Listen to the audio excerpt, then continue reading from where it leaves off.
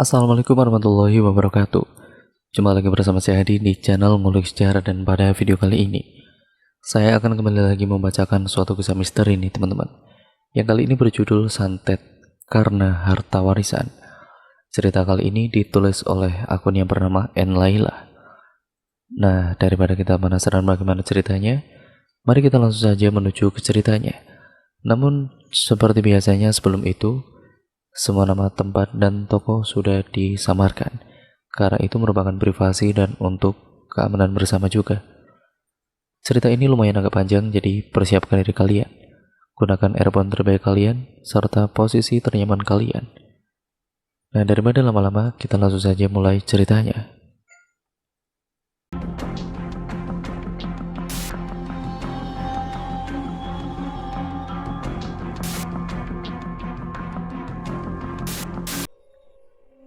Sore itu Pak Burhan melewati di sebuah jalanan utama yang ada di desanya.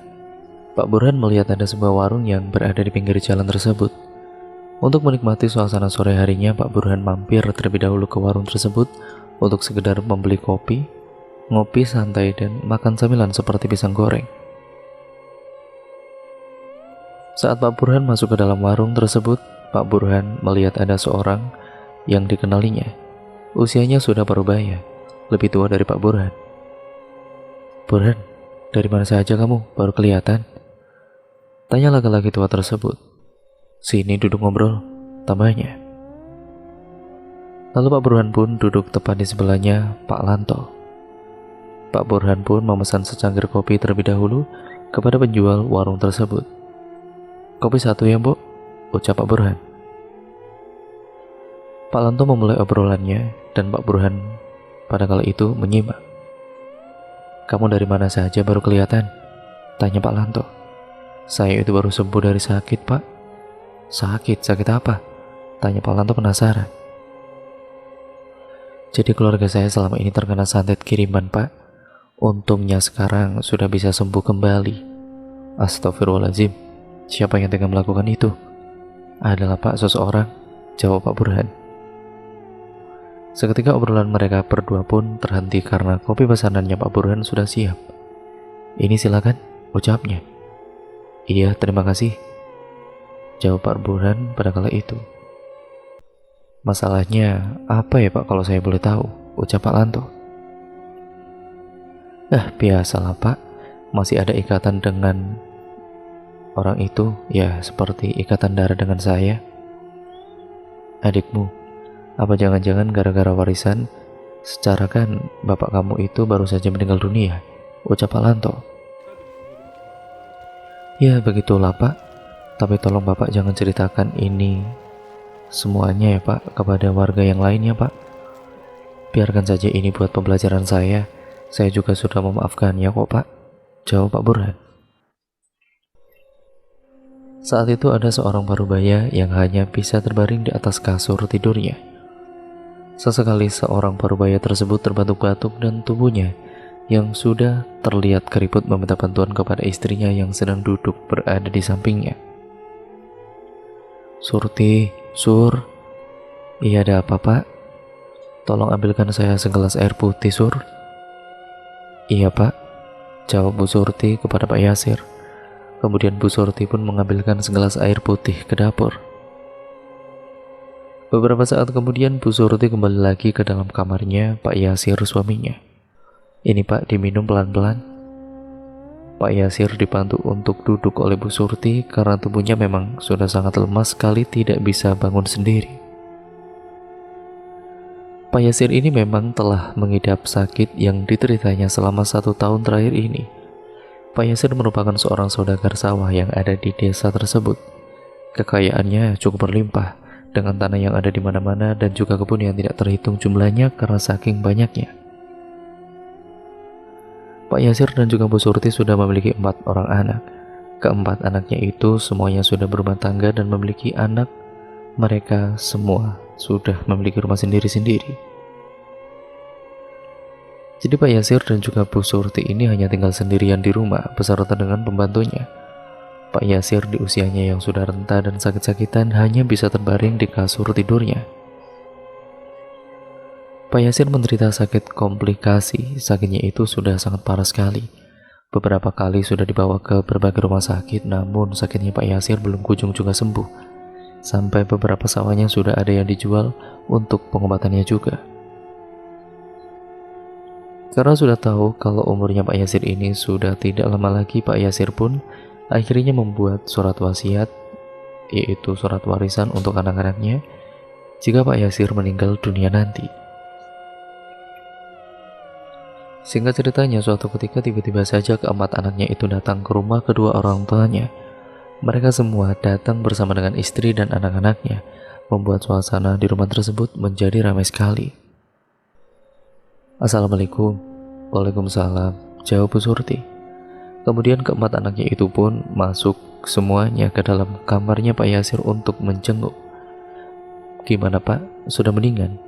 Tanya Pak Burhan, anak pertama. Ya beginilah Han, jawab Pak Yasir dengan sangat lemah sekali. Bapak jangan nyerah ya Pak, semoga Bapak cepat sembuh, ucap Mbak Ratna anak kedua.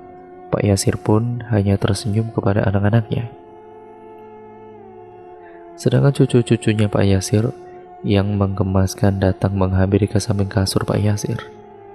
Kakek cepat sembuh ya kek, nanti kita main lagi, ucap cucunya. Iya cu, jawab kakek sembari memeluk cucunya tersebut. Gimana kalau kita bawa bapak ke rumah sakit yang ada di kota lain, yang fasilitas dan alat-alatnya lebih lengkap, ucap Mas Yanto anak ketiga. Tidak usah Yan, bapak sudah mendingan kok, timbal Pak Yasir. Mendingan gimana Pak? Tubuhnya bapak juga semakin kurus seperti itu, dan kakinya bapak semakin membusuk, timpal Mas Rozi anak keempat Pak Yasir. Kakinya Pak Yasir ini membusuk karena sakit diabetes yang dideritanya perlahan-lahan menggerogoti kakinya, sehingga kakinya semakin mengecil dan berwarna biru lebam serta baunya busuk. Sementara Bu Surti, ibunya mereka, hanya bisa terdiam pasrah melihat keadaan suaminya yang sekarang. Bu Surti juga selalu membuatkan ramuan tradisional untuk penyembuhan Pak Yasir. Kalian semua harus akur satu sama lain ya, nanti kalau bapak sudah tidak ada, ucap Pak Yasir tiba-tiba. Bapak itu ngomong apa sih Pak? Gak boleh ngomong begitu Pak, bapak itu pasti sembuh, timpal Mbak Ratna.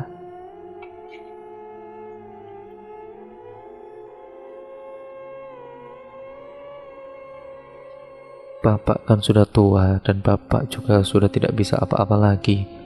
Sekarang ya beginilah bapak, jadi umur bapak pasti sudah tidak lama lagi. Seketika mereka semua tertunduk terdiam menangis mendengar apa yang dikatakan oleh bapaknya tersebut. Setelahnya mereka semua kembali ke depan untuk saling berbincang bersama karena sudah sekian lama mereka tidak bertemu. Gimana ini, kita bawa bapak saja ke rumah sakit lain saja apa bagaimana? Siapa tahu kan nanti bapak bisa disembuhkan, ucap Mas Yanto. Iya juga sih, ya sudahlah, nanti besok kita bawa bapak ke rumah sakit lain, timbal Pak Burhan. Pak Yasir yang sedang bermain dengan cucu-cucunya yang lucu itu di dalam kamarnya, tiba-tiba saja cucunya berteriak-teriak dari dalam kamarnya. Kakek kenapa? Sontak keempat anaknya Pak Yasir yang sedang asik mengobrol di ruang tamu seketika langsung terperanjat dan bergegas untuk masuk ke dalam kamarnya Pak Yasir. Ada apa ini? Tanya Pak Burhan. Pak Burhan dan adik-adiknya terkejut melihat bapaknya yang sudah kejang-kejang. Astagfirullah bapak, teriak Pak Burhan. Cepat-cepat, siapkan mobil cepat, ucap Mas Yanto dengan terburu-buru. Bu Surti menangis terseduh-seduh melihat keadaan suaminya tersebut, namun ditenangkan oleh Mbak Ratna. Kemudian Pak Yasir pun dibawa masuk ke dalam mobil untuk pergi ke rumah sakit. Semuanya sangat panik dan juga cemas dengan keadaannya Pak Yasir itu. Sesampainya di rumah sakit, Pak Yasir langsung ditangani oleh perawat dengan menggunakan ranjang rumah sakit untuk membawa Pak Yasir masuk ke dalam ruangan. Dengan langkah yang terburu-buru, para perawat membawa Pak Yasir dan diikuti oleh anak-anaknya Pak Yasir. Sesampainya di depan ruangan ICU, keempat anaknya Pak Yasir ini diberhentikan oleh perawat tersebut. Maaf Pak, silakan tunggu di luar, biar kami yang menanganinya, ucapnya. Akhirnya, Pak Burhan dan adik-adiknya serta ibunya itu pun menunggu di depan ruang ICU. Bu Surti masih terus menangis tanpa henti. Sudahlah Bu, kita doakan saja kesembuhan Bapak. Biar kita percaya saja sama mereka, ucap Mbak Ratna. Namun saat Mbak Ratna mengatakan ucapan tersebut, tiba-tiba saja Bu Surti langsung jatuh pingsan. Bu, Ibu, ya Allah Bu, teriak Mbak Ratna, dan tolongin Ibu, ucap Mbak Ratna. Lalu Bu Surti direbahkan tubuhnya di atas bangku untuk menunggu pasien. Mbak Ratna mencoba untuk membangunkan Bu Surti dengan mengolesi minyak kayu putih pada hidungnya. Dan beberapa saat kemudian, Bu Surti pun kemudian terbangun. "Gimana keadaan bapak kalian?" tanya Bu Surti seperti linglung. "Ini Bu, minum dulu Bu teh hangatnya," ucap Mbak Ratna sembari memberikan teh hangat kepada Bu Surti. Teh hangat tersebut tadinya dibelikan oleh Mas Yanto di depan rumah sakit. Beberapa saat kemudian, tiba-tiba saja istrinya Pak Burhan, Mas Yanto, dan Mas Rosi datang beserta dengan anak-anaknya karena tadi tidak ikut mengantarkan Pak Yasir ke rumah sakit, sedangkan suaminya Mbak Ratna sudah ikut sejak tadi. Singkat ceritanya, dokter yang menangani Pak Yasir pun datang menghampiri mereka semua. "Keluarga dari Pak Yasir?" "Iya Pak, kami dari keluarganya Pak Yasir. Ada apa ya Pak?" jawab Pak Burhan. "Gimana keadaannya Pak Yasir Dok?" "Pak Yasir masih kritis dan sakit diabetesnya, harus segera dioperasi lagi." "Lakukan saja Dok, yang penting beliau bisa sembuh," jawab Pak Burhan. Akhirnya Pak Yasir pun akan melakukan operasi untuk sakit yang dideritanya itu, yaitu sakit diabetesnya, dan Pak Yasir pun dioperasi pada kakinya yang membusuk itu. Operasi berjalan dengan lancar dan sekarang Pak Yasir sudah dipindahkan ke dalam ruang rawat inap. Pak Yasir tubuhnya terlihat semakin kurus dan tubuhnya sangat lemas, mungkin akibat operasinya kemarin. Pak Yasir juga masih sedikit untuk berbicara. Saat Pak Yasir dipindahkan di ruangan rawat inap, istri dan juga semua anaknya itu selalu mendoakan keadaannya Pak Yasir. Mereka semua berbondong-bondong untuk berdoa dengan membacakan ayat-ayat suci Al-Quran seperti ayat kursi. Pak Yasir dirawat sudah beberapa hari di rumah sakit tersebut. Pak Yasir keadaannya bukannya semakin membaik, malah semakin memburuk. Akhirnya Pak Yasir kemudian meminta kepada anak-anaknya untuk kumpul semua di ruangannya. Keempat anaknya Pak Yasir tersebut akhirnya berkumpul di ruangannya Pak Yasir. Pak Yasir pun menyampaikan pesan-pesan terakhir kepada anak-anaknya dan istrinya. "Kalian semua harus selalu akur dan saling tolong-menolong. Jaga ibu kalian, jangan sampai kalian menyakiti hati ibu kalian yang sudah merawat kalian selama ini. Kalau bapak sudah tidak ada, bapak mau kalian nanti meneruskan sawah-sawah bapak yang sudah bapak tulis di buku warisan bapak," ucap Pak Yasir. Semua yang ada di dalam ruangan tersebut sudah tidak terbendung lagi air matanya. Mereka semua menangis dan tidak bisa menjawab apa-apa. "Kalian juga jangan tinggalkan ibadah kalian. Jangan lupa bersedekah juga," ucap Pak Yasir. Beberapa saat kemudian, Pak Yasir pun kejang-kejang. Bu Surti dan juga anak-anaknya pun mulai panik. Pak Burhan memanggilkan dokter untuk mengecek keadaannya Pak Yasir. "Dok, dokter, dok," teriak Pak Burhan.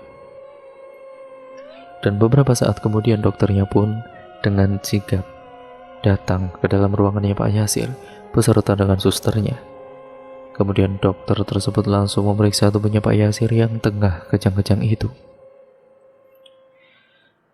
Namun akhirnya, pada kala itu, Pak Yasir mengembuskan napas terakhirnya dan nyawanya sudah tidak bisa tertolong lagi. Tangis pecah anak-anaknya Pak Yasir dan juga istrinya. Singkat ceritanya, hari itu juga jenazahnya Pak Yasir akan segera dibawa pulang ke rumahnya.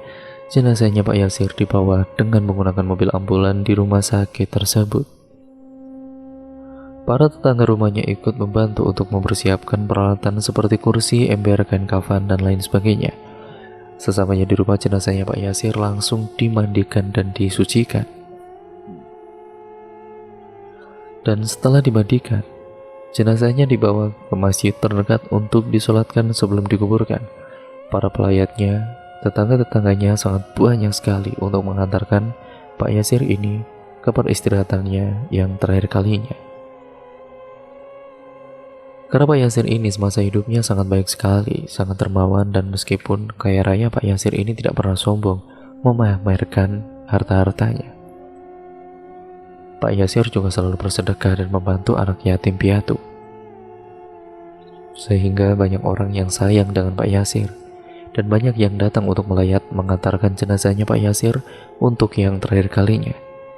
Acara pemakamannya pun berjalan dengan lancar tanpa ada halangan suatu apapun. Bu Surti, istrinya, beserta dengan anak-anaknya masih tetap menangis. Acara tahlilan malam pertamanya Pak Yasir pun dilakukan di kediamannya Pak Yasir. Banyak tetangga yang datang untuk mendoakan almarhum Pak Yasir. Semua kerabatnya juga sudah datang ke rumahnya Pak Yasir kala itu. Sementara para wanita-wanita, istri dari anak-anaknya Pak Yasir beserta dengan Pak Ratna, berada di dapur untuk menyiapkan seluruh hidangan untuk para tamunya. Beberapa hari kemudian, tiba-tiba saja saat selesai acara tahlilan, Mas Rozi ini menanyakan hal yang sangat tidak pantas kepada ibunya. "Bu, mana Bu buku warisannya Bapak? Kapan akan dibaginya Bu?" tanya Mas Rozi. Namun Bu Surti hanya bisa duduk tertunduk mendengar apa yang dikatakan oleh Mas Rozi. "Kamu itu tidak pantas sekali ngomongnya," ucap Mbak Ratna. "Iya sih, Bapak kan baru meninggal. Baru juga beberapa hari meninggal. Tanahnya juga belum kering. Tapi kamu sudah menanyakan hal itu. Benar-benar keterlaluan kamu itu," jawab Pak Burhan. "Ya kan gak salah dong, aku minta bagian harta warisan dari Bapak," ucap Mas Rozi. Tapi ucap Mas Yanto seketika terpotong. "Nah, sudah, tidak usah bertengkar. Kalian ingatkan pesan Bapak. Kalian harus akur satu sama lain," timpal Bu Surti. Seketika suasana menjadi hening, karena obrolan yang semakin memanas tersebut telah dihentikan oleh ibunya. Semenjak Pak Yasir meninggal beberapa hari ini, keempat anaknya beserta istri dan anaknya itu tinggal di rumah tersebut. Karena memang rumahnya Pak Yasir yang sangat besar dan berlantai 2, jadi muat untuk beberapa orang di rumahnya, apalagi di rumahnya tersebut ada banyak kamar yang kosong. Seminggu telah berlalu, acara tahlilan 7 hariannya pun sudah selesai. Akhirnya keempat anaknya tersebut pun pulang ke rumahnya masing-masing karena acara tahlil 7 harian sudah selesai. Kini hanya tinggal Bu Surti dan pembantunya saja di rumah besar tersebut. Namun Bu Surti masih merasakan keberadaannya Pak Yasir di rumah itu. Terkadang, Bu Surti saat sedang duduk di belakang rumahnya itu, Bu Surti merasa kalau suaminya tersebut duduk di sampingnya Bu Surti. Karena memang dulu Bu Surti dan Pak Yasir sering sekali duduk di belakang rumahnya untuk menikmati suasana sore hari sembari berbincang-bincang bersama. Namun saat Bu Surti tersadar kalau Pak Yasir sudah tiada, Bu Surti langsung meneteskan air matanya. Sore itu sayup-sayup terdengar oleh Bu Surti dari belakang rumahnya. "Assalamualaikum." Namun suara itu terdengar beberapa kali. Tidak ada yang membukakan pintunya karena pembantunya sedang mandi. Akhirnya Bu Surti pun terbangun dan bergegas keluar untuk membukakan pintu itu. "Waalaikumsalam," jawab Bu Surti. Burhan, ibu kira siapa nak? Kenapa gak langsung masuk saja, Han?" tanya Bu Surti. "Pintunya kan dikunci Bu, gimana Burhan mau masuk?" "Oh iya, ibu lupa," jawab Bu Surti, dan Pak Burhan pun datang bersama dengan istri dan ketiga anaknya. "Ya sudah, ayo masuk nak," ucap Bu Surti. Mereka pun akhirnya masuk ke dalam rumahnya Pak Burhan, duduk di ruang tamu bersama dengan istri dan anak serta ibunya. "Ada apaan tumben datang sini?" "Gak apa-apa Bu, mau main saja, sama mau melihat keadaan ibu," jawab Pak Burhan. "Ibu sehat alhamdulillah. Kalian mau minum apa? Atau mau makan saja ya, nanti biar ibu masakin?" "Gak usah lah Bu, nanti gampang ambil sendiri saja," jawab Pak Burhan. Mereka saling bercengkrama dan bermain dengan anaknya Pak Burhan. Tiba-tiba sayup-sayup terdengar suara ketukan pintu dari depan rumahnya. "Assalamualaikum," ucapnya. Seketika Bu Surti ingin beranjak untuk membukakan pintunya, namun Pak Burhan mencegat ibunya untuk membukakan pintunya.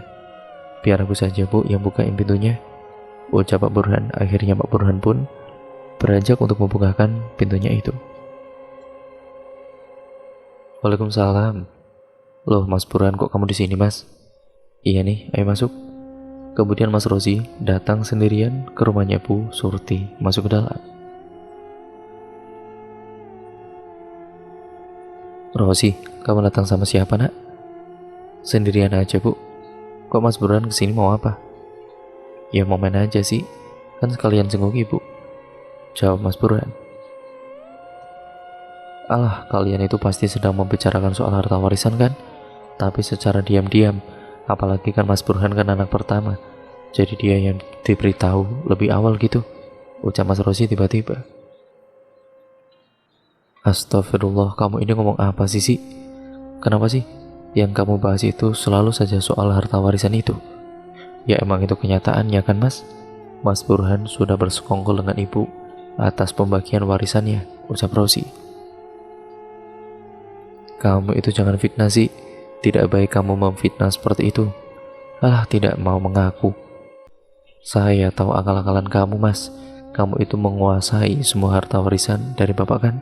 Mentang-mentang kamu ini anak pertama, anak tertuanya," ucap Mas Rosi. "Sudah cukup, Rosi.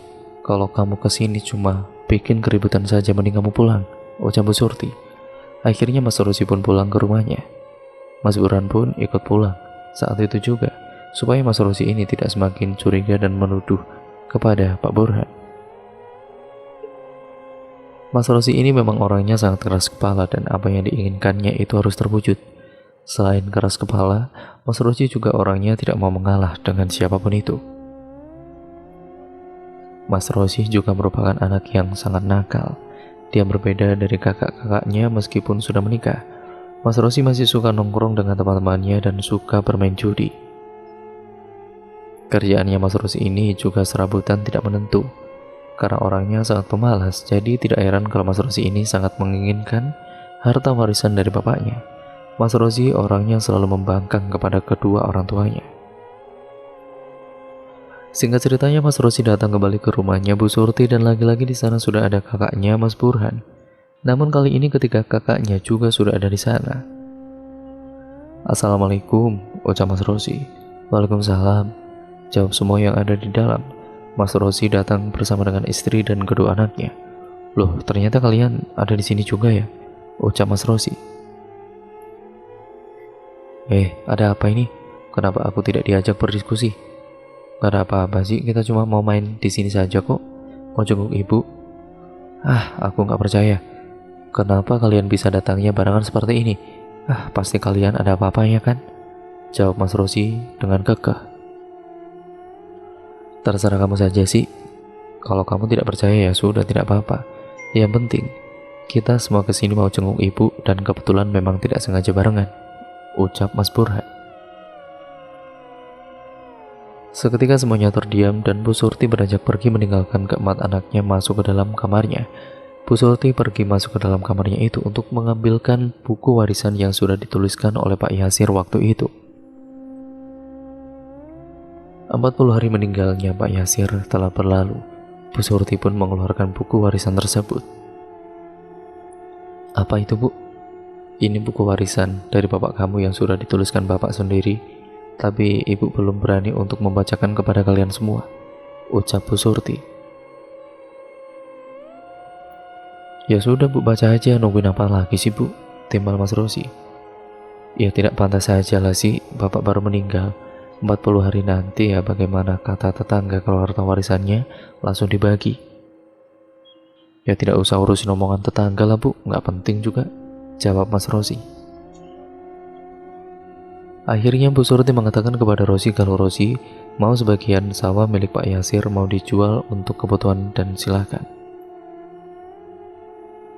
Kalau kamu butuh uang untuk kebutuhan keluargamu, ibu akan beri sebagian saja. Terserah mau kamu jual atau bagaimana, ucap Bu Surti. Ya bolehlah bu, jawab Mas Rosi kegirangan. Tapi ingat, jangan kamu buat judi atau mabuk-mabukan, kata Bu Surti. Iya sih, kamu itu sudah memiliki istri dan anak, bukan remaja lagi. Jadi ubah sikap kamu itu, timbal Pak Burhan. Alah, tidak usah ikut campur urusanku. Kamu itu ada-ada saja mas, ikut campur saja kamu, jawab Mas Rosi. Ketika kakaknya pun tidak keberatan kalau Mas Rosi diberikan bagian lebih awal, karena memang mereka semua tahu bagaimana watak dari adiknya itu. Singkat ceritanya, sebidang sawah yang diberikan kepada Mas Rosi itu langsung dijualnya Mas Rosi sebagai modal usahanya buka toko di depan rumahnya. Semenjak saat itu Mas Rosi juga sudah tidak lagi main untuk berjudi, karena dia sibuk mengurusi tokonya. Suatu ketika Pak Burhan datang ke rumahnya Mas Rosi untuk sekedar main. Karena rumahnya Mas Rosi ini lumayan jauh dari rumahnya Pak Burhan ini pun menuju ke rumahnya Mas Rosi dengan menggunakan motornya. Sesamanya di rumahnya Mas Rosi, Pak Burhan terlihat bingung karena melihat di depan rumahnya ada sebuah warung. Karena Pak Burhan sudah lama tidak pernah datang ke rumahnya Mas Rosi, jadi Pak Burhan takut salah rumah. Keadaan rumahnya juga sudah berbeda, jadi Pak Burhan ini ya tidak mengenalinya. Namun saat Pak Burhan berada di depan rumahnya Mas Rosi, tiba-tiba ada yang memanggil Pak Burhan. Mas Burhan, mas, teriaknya. Pak Burhan pun menoleh ke arah sumber suara yang kemudian memanggilnya itu. Ternyata yang memanggil Pak Burhan adalah istrinya Mas Rosi. Pak Burhan pun turun dan menghampiri istrinya yang ada di dalam warung. Ayo masuk mas. Kenapa seperti orang yang kebingungan tadi mas? Istrinya Pak Rosi pun bertanya seperti itu. Pak Burhan pun masuk ke dalam rumah dan duduk di ruang tamu. Rosinya di mana? Ada mas, itu masih tidur. Coba bangunin, udah siang kok belum bangun, itu bagaimana sih dia? Pinta Pak Burhan. Beberapa saat kemudian Mas Rosi pun datang menghampiri Pak Burhan. Kamu itu jam segini baru bangun sih? Ada apa mas, tumben-tumbenan datang sini kamu? Ya mau main aja sih. Itu di depan warung kamu ya? Iya mas, itu hasil dari uang jual sawah buat modal usaha. Ya baguslah kalau begitu, uangnya tidak kamu pergunakan untuk yang lain-lain kan? Intinya kamu itu menggunakan uang itu untuk hal yang berguna, jawab Pak Burhan. Aku sampai pangling tadi sama rumah kamu, untung ada istri kamu yang manggil aku. Parah sekali kamu mas, masa lupa sama rumah adikmu sendiri, jawab Mas Rosi. Beberapa saat kemudian istrinya Mas Rosi datang dengan membawakan minuman untuk Pak Burhan. Ini silakan Pak diminum sama sedikit cemilannya. Iya terima kasih ya, jawab Pak Burhan. Gimana mas, kapan harta warisannya bapak akan dibagi sama ibu? Kamu itu ya laki-laki bahasa harta warisan. Aku kesini itu mau main, tidak mau cari ribut dengan kamu, ucap Pak Burhan.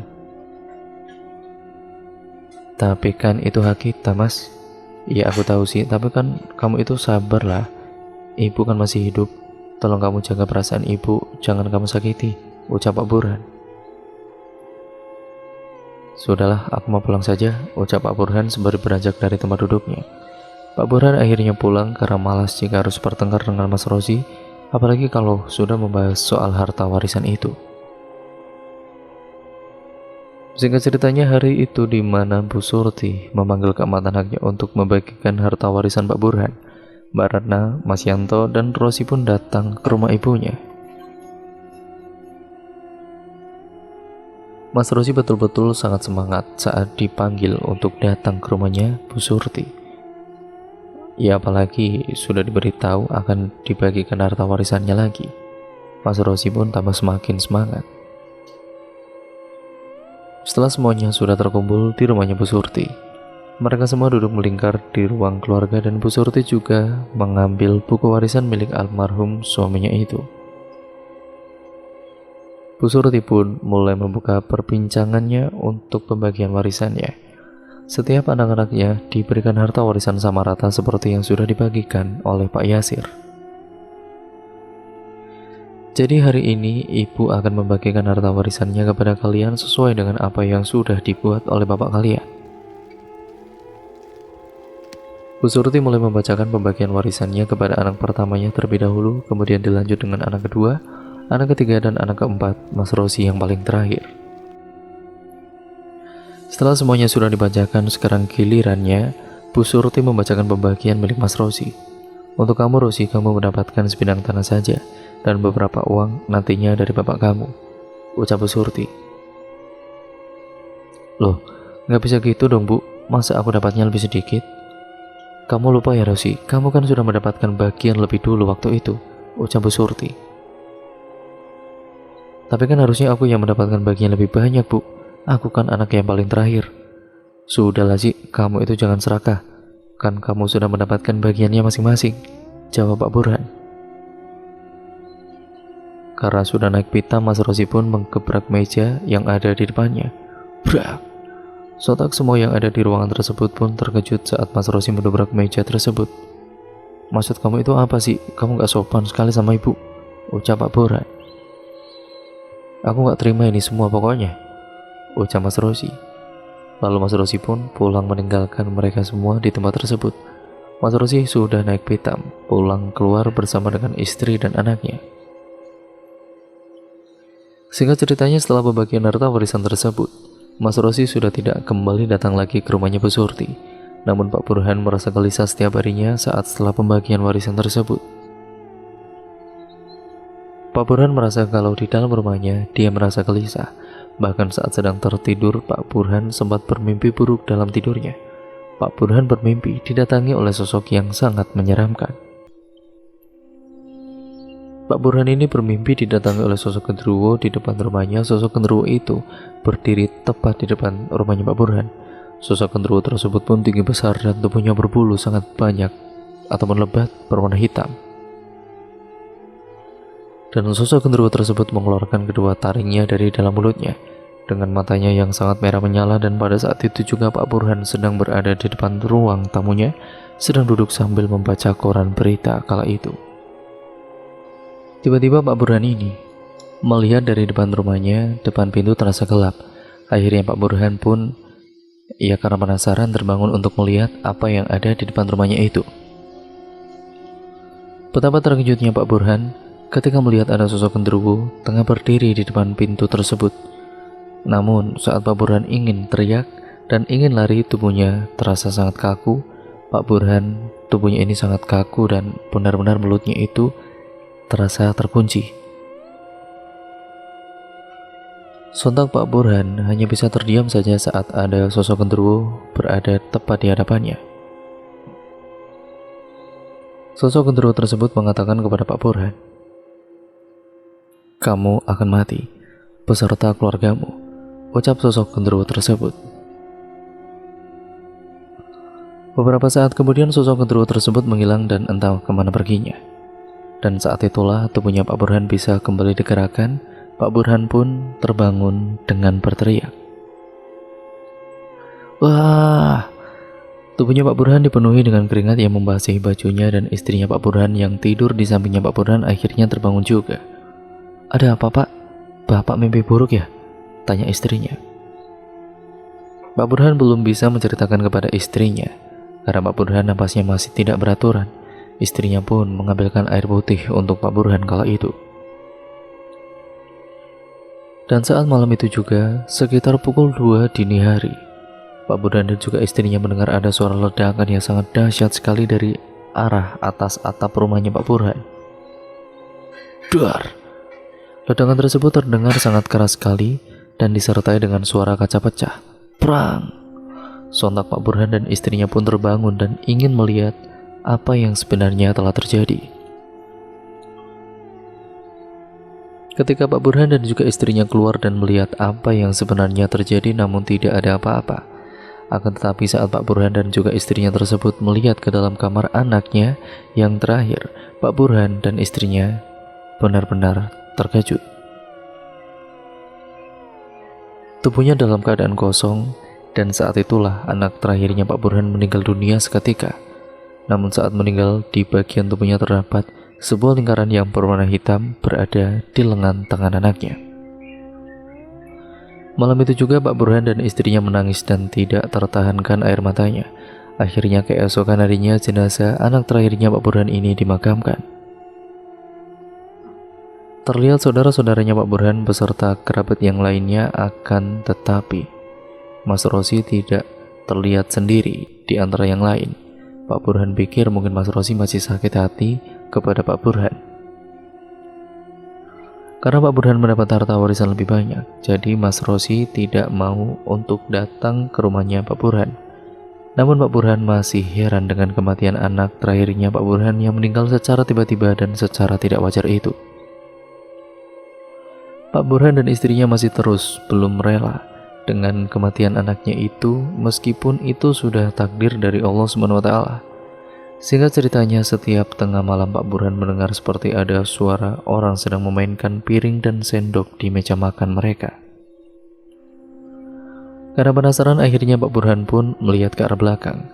Namun saat Pak Burhan melihat ke arah ruang makannya, tidak ada apa-apa di sana. Seketika Pak Burhan pun merinding ketakutan dan akhirnya kembali lagi masuk ke dalam kamarnya. Tidak hanya itu, saat Pak Burhan baru saja merebahkan tubuhnya, Pak Burhan mendengar ada suara seperti batu kerikil yang jatuh dari atap rumahnya. Suara batu kerikil tersebut cukup banyak dari atap rumahnya. Suara batu kerikil tersebut sangat mengganggu tidurnya Pak Burhan. Jadi Pak Burhan pun keluar untuk melihat apa yang sebenarnya terjadi. Dengan langkah perlahan-lahan Pak Burhan keluar dari rumahnya untuk melihat ke atas atap rumahnya waktu itu sekitar pukul 11 malam. Akhirnya Pak Burhan pun keluar rumahnya dan berdiri di halaman rumahnya menatap ke atas atap rumahnya sendiri. Saat Pak Burhan melihat ke atap rumahnya, betapa terkejutnya Pak Burhan. Di atas atap rumahnya Pak Burhan melihat ada sosok genderuwo yang tengah duduk di atap rumahnya itu. Sosok genderuwo tersebut menghadap ke arahnya Pak Burhan dengan tatapan tajam dengan mata yang merah menyala. Sontak Pak Burhan mengucap istighfar dari dalam hati karena Pak Burhan seketika mulutnya seperti terkunci dan tubuhnya saat itu terasa sangat kaku. Pak Burhan pun membacakan bacaan ayat-ayat dari dalam hatinya. Saat Pak Burhan menatap ke arah genderuwo tersebut, tiba-tiba saja Pak Burhan melihat ada sebuah cahaya merah berbentuk bulat terbang di atas atapnya. Pak Burhan tubuhnya semakin bergetar dan keringat yang bercucuran dari tubuhnya keluar semua. Dari dalam hatinya Pak Burhan terus membacakan ayat-ayat suci Al-Quran hingga pada akhirnya sosok genderuwo tersebut menghilang dengan sendirinya. Sosok genderuwo yang ada di atas atap rumahnya Pak Burhan itu sama persis dengan sosok genderuwo yang ada di mimpinya waktu itu. Saat genderuwo tersebut menghilang, tubuhnya Pak Burhan akhirnya bisa digerakkan juga. Tiba-tiba Pak Burhan mendengar suara teriakan istrinya dari dalam rumah. Pak Burhan langsung lari masuk ke dalam rumahnya untuk melihat apa yang sebenarnya terjadi. Ada apa, Bu? Ada tikus, Pak. Itu banyak sekali. Tikus? Di mana, Bu? Di dapur, Pak. Ibu takut tadi, Bu, dari kamar mandi. Bapak dari mana saja emangnya, Pak? Cecar istrinya. Pak Burhan akhirnya kemudian mengecek ke dapur rumahnya dan benar. Di dapur ada beberapa ekor tikus, membuat bulu kuduknya Pak Burhan merinding melihat tikus yang jumlahnya sangat banyak sekali. Pak Burhan bingung harus membunuhnya bagaimana karena jumlahnya memang sangat banyak sekali. Pak Burhan pun pergi ke depan rumahnya untuk mengambil alat perangkap tikus. Namun saat Pak Burhan kembali ke dapur tidak ada apa-apa. Tikus yang jumlahnya banyak sekali itu menghilang entah kemana. Singkat ceritanya, malam harinya Pak Burhan mendengar kembali suara ledakan dari dapur rumahnya. Saat itu sedang acara tahlilan anaknya yang ke-7 hari. Semuanya sedang membacakan doa yasinan untuk mendoakan almarhum anaknya Pak Burhan. Semua yang ada di ruang tamu tersebut terperanjat kaget ketika mendengar ada suara ledakan yang sangat kencang sekali. Dar! Dan berbarengan dengan saat itu juga Pak Burhan mendengar ada suara piring yang terjatuh. Brak! Pak Burhan dan juga bapak-bapak yang lainnya akhirnya menghentikan doanya. Pak Burhan langsung bergegas menuju ke dapur. Dan saat di dapur, Pak Burhan melihat istrinya telah terkapar di lantai. Astagfirullah, ya Allah ibu. Ini kenapa istri saya, Pak? Tadi saat sedang memegang piring tiba-tiba saja pingsan dan piring yang dibawanya itu pecah. Jawab Mbak Ratna, adiknya Pak Burhan. Pak Burhan melihat pada bagian lengan tangannya istrinya itu terlihat ada sebuah lingkaran hitam sama seperti apa yang dialami oleh kematian anak bungsunya. Istrinya Pak Burhan pun saat itu juga telah meninggal dunia dan tidak ada yang tahu istrinya Pak Burhan itu meninggal karena apa. Pak Burhan benar-benar sangat terpukul. Seminggu setelah kepergian anaknya, sekarang Pak Burhan harus kehilangan istrinya tercinta. Malam itu juga benar-benar pecah tangisannya Pak Burhan serta kedua anaknya. Namun bentuk hitam yang ada di tubuhnya istrinya Pak Burhan ini tidak hanya ada di bagian lengan, akan tetapi di bagian pahanya istrinya Pak Burhan juga ada bulatan berwarna hitam. Keesokan harinya jenazah istrinya Pak Burhan pun dimandikan dan disolatkan yang kemudian nantinya akan dimakamkan. Pak Burhan semakin tambah berkabung karena anak yang bungsu itu baru saja meninggal dunia dan sekarang istrinya yang meninggal dunia. Di dalam rumahnya Pak Burhan tinggal ya hanya dengan kedua anaknya saja. Singkat ceritanya, sehari setelah kepergian istrinya Pak Burhan, malam harinya Pak Burhan mendengar lagi ada suara kuntilanak yang tertawa cekikikan di depan rumahnya. Sosok kuntilanak tersebut berada di atas pohon. Saat itu Pak Burhan sedang duduk di depan teras rumahnya sedang menikmati malamnya. Setelah acara tahlilan istrinya, Pak Burhan juga saat itu duduk bersama dengan adiknya yaitu Mas Yanto. Mas Yanto juga mendengar suara kuntilanak tertawa dan melihat sosok kuntilanak tersebut. Pak Burhan dan Mas Yanto pun langsung berlari masuk ke dalam rumahnya. Ketika di dalam ruang tamu, Pak Burhan bercengkrama dengan adik-adiknya di ruang tamu, kecuali Mas Rozi yang tidak pernah ikut dan tidak pernah terlihat semenjak pembagian harta warisan dari bapaknya itu. Yan, Mas merasa kalau yang Mas alami selama ini ada yang tidak beres, mulai dari meninggalnya anak bungsu Mas dan juga istrinya Mas. Iya sih Mas, apalagi meninggalnya sangat tidak wajar sekali, jawab Mas Yanto. Gimana solusinya, Yan? Tanya Pak Burhan meminta solusi kepada adiknya. Seketika semuanya terdiam memikirkan jalan keluarnya. Aku tahu Mas, aku ada kenalan dukun, timbal Mbak Ratna. Di mana Rat? Lalu Mbak Ratna membuka ponselnya untuk mengirimkan alamatnya ke ponsel Mas Burhan. Keesokan harinya, Mas Burhan pun dan juga Mas Yanto pergi ke tempat dukun yang sudah diberitahu oleh Mbak Ratna. Pak Burhan dan juga Mas Yanto datang ke rumahnya dukun itu menggunakan sepeda motor. Sesamanya di rumahnya dukun tersebut, Pak Burhan mulai menceritakan semua kejadian yang dialaminya. Mulai dari gangguan-gangguan di atas rumahnya dan sosok genderuwo yang dilihatnya Pak Burhan. Kemudian dukun tersebut mulai menerawang di atas kemenyan yang sudah dibakar dengan beberapa sesajen sebagai ritualnya. Setelah selesai menerawang, Mbah dukun tersebut mengatakan kepada Pak Burhan, "Keluargamu dalam bahaya." "Bahaya kenapa Mbah?" tanya Pak Burhan. "Ada seseorang yang mencoba mengirim santet kepada keluargamu, dan santet ini sangat mematikan. Satu keluarga bisa langsung mati. Ritual yang dikirim oleh dukun santet tersebut melalui tanah. Santet ini namanya santet Brojo," jelas Mbah dukun. "Lalu, apa yang harus saya lakukan Mbah?" "Kamu tenang saja, nanti saya akan mengirimkan rumah kamu pagar gaib," jawab Mbah dukun itu. Akhirnya setelah itu Pak Burhan dan Mas Yanto pun pulang ke rumahnya. Malam harinya Pak Burhan kembali mendengar ada suara ledakan dari atap rumahnya. Karena takut ada apa-apa, akhirnya Pak Burhan pun melihat ke anak-anaknya, ternyata tidak ada apa-apa. Mungkin karena Mbah dukun tersebut telah memberi pagar gaib di seluruh rumahnya Pak Burhan, jadi gangguan tersebut tidak tembus ke dalam rumahnya Pak Burhan lagi. Singkat ceritanya, suatu ketika saat malam hari tubuhnya Pak Burhan menjadi kaku saat acara tahlilan di rumahnya Pak Burhan. Pak Burhan terlentang di lantai dengan matanya melotot dan perutnya yang membuncit. membuat semua orang yang datang untuk tahlilan di rumahnya Pak Burhan itu berhenti membacakan doanya. Melihat keadaannya Pak Burhan, kebetulan saat acara tahlilan tersebut ada petuah di desanya. Dan beliau ini merupakan orang pintar dan ahli spiritual. Kita sebut saja namanya Pak Prapto. Pak Prapto mendekat ke tubuhnya Pak Burhan, kemudian membacakan doa-doanya dengan memegangi perutnya Pak Burhan yang semakin membuncit. Pak Prapto membacakan ayat-ayat dengan mulutnya yang terus berkumat-kamit. Kemudian Pak Prapto mengajak kepada semua orang yang ada di acara tahlilan tersebut untuk membacakan doa-doa bersama yang dipimpin oleh Pak Prapto. Dan setelah membaca doa-doa tersebut, Pak Prapto memerintahkan untuk bersolawat bersama-sama semua orang yang ada di rumahnya Pak Burhan dengan kompak membacakan solawat yang semakin keras bersolawat. Pak Burhan semakin mengerang kesakitan dengan matanya yang melotot dan tubuhnya yang memberontak-berontak kejang-kejang tidak karuan. Perutnya Pak Burhan ketika sedang dibacakan doa-doa dan solawat semakin membesar, seperti akan meledak kala itu. Urat-urat yang ada di dalam perutnya itu pun terlihat sangat nyata.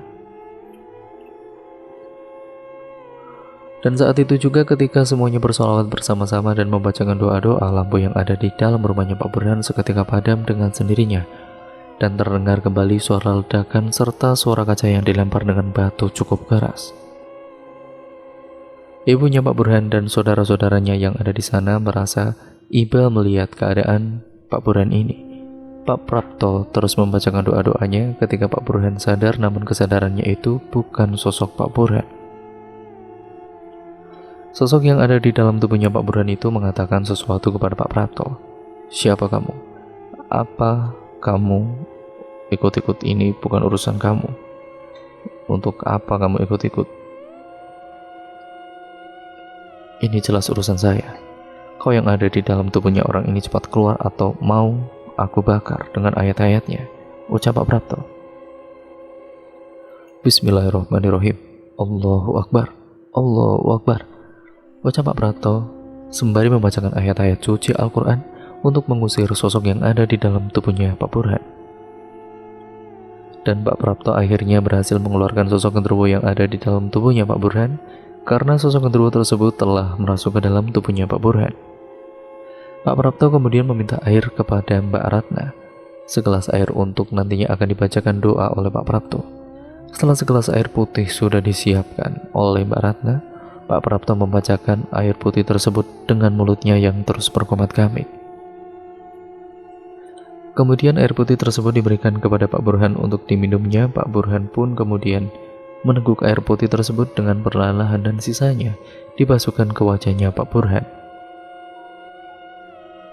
Setelah selesai, tiba-tiba saja perutnya Pak Burhan mengeluarkan beberapa ekor lintah yang baunya sangat busuk sekali, dan saat itu juga Pak Burhan batuk berdarah-darah yang disertai dengan cacing yang keluar dari dalam mulutnya. Semua yang melihat sangat ngeri, dan juga melihatnya itu ya benar-benar mengerikan. Akhirnya semuanya telah dibersihkan dan perutnya Pak Burhan juga sudah mengempes. Pak Prapto sebagai orang pintar alis spiritual yang ada di desanya mengatakan kepada Pak Burhan dan semua yang ada di sana,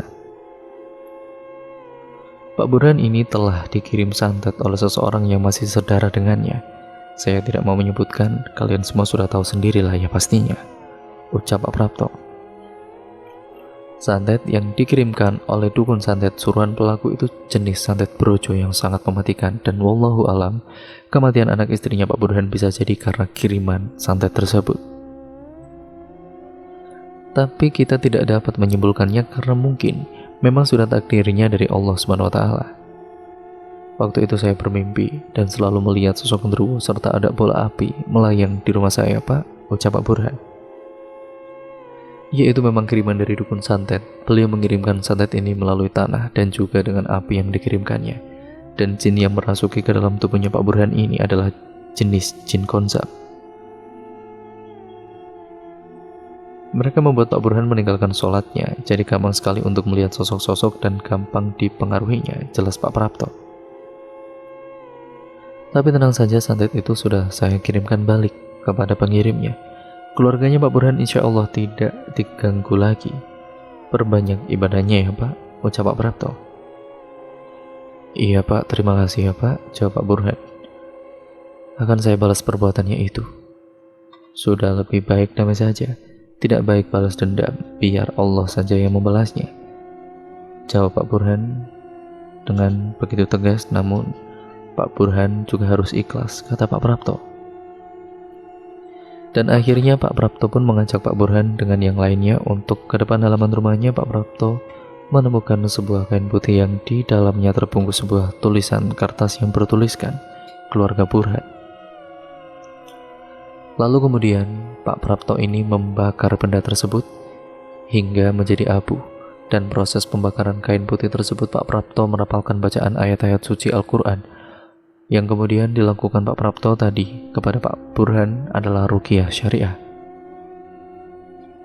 Singkat ceritanya, keluarganya Pak Burhan sudah tidak diganggu lagi dan Pak Burhan mendapatkan kabar dari istrinya Mas Rozi bahwa Mas Rozi sedang sakit parah. Pak Burhan dengan adik-adiknya serta ibunya yaitu Bu Surti pun datang ke rumahnya Mas Rozi. Mas Rozi sakit muntah-muntah darah terus-menerus tanpa henti hingga tubuhnya terlihat sangat kurus. Sudah dibawa periksa kemana-mana akan tetapi sakitnya tidak ujung sembuh juga. Tubuhnya Mas Rozi ini hanya bisa terbaring kaku di kasurnya. Bahkan tidak bisa berbicara, hanya saja Mas Rozi terus muntah-muntah darah. Saat Pak Burhan dan keluarganya yang lainnya datang, Mas Rozi juga hanya bisa menangis saja. Aku itu salah apa sama kamu, Dek? Hanya karena harta warisan kamu tega membuat anak dan istriku meninggal. Kalau kamu butuh uang, kamu kan bisa meminta bantuan kepada kakak-kakakmu. Sudah puas sekarang kamu, aku sudah memaafkan kamu sih. Kalau aku ada salah, aku minta maaf, ucap Pak Burhan. Namun Mas Rozi ini hanya bisa terus menangis, tidak bisa berkata apa-apa.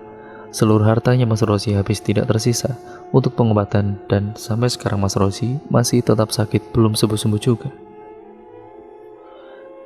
Pak Burhan dan adik-adiknya juga membantu untuk biaya pengobatannya Mas Rozi itu. Semoga kita bisa menjadi orang yang pemaaf dan tidak memiliki rasa dendam atau bahkan iri hati, karena itu penyakit yang sangat dibenci oleh Allah SWT. Semoga kita juga selalu dalam lindungan Allah SWT, pertebal iman kita dan berbanyak ibadahnya. Banyak pelajaran yang bisa diambil dari cerita ini dan buang hal yang negatifnya. Dan cerita pun akhirnya selesai sampai di sini ya teman-teman. Terima kasih untuk kalian semua yang sudah menyimak video kali ini dan cerita kali ini. Banyak sekali pembelajaran yang dapat kita ambil nih dari cerita ini. Semoga kita dapat mengambil nilai-nilai positifnya. Yang buruk kalian buang jauh-jauh. Intinya jangan tidur ya teman-teman. Ambil saja yang positifnya dan jadikan itu sebagai pembelajaran untuk kita semua, agar kita menjadi manusia yang jauh lebih baik lagi dan terhindar dari hal-hal yang semacam itu. Terima kasih telah menyimak cerita kali ini.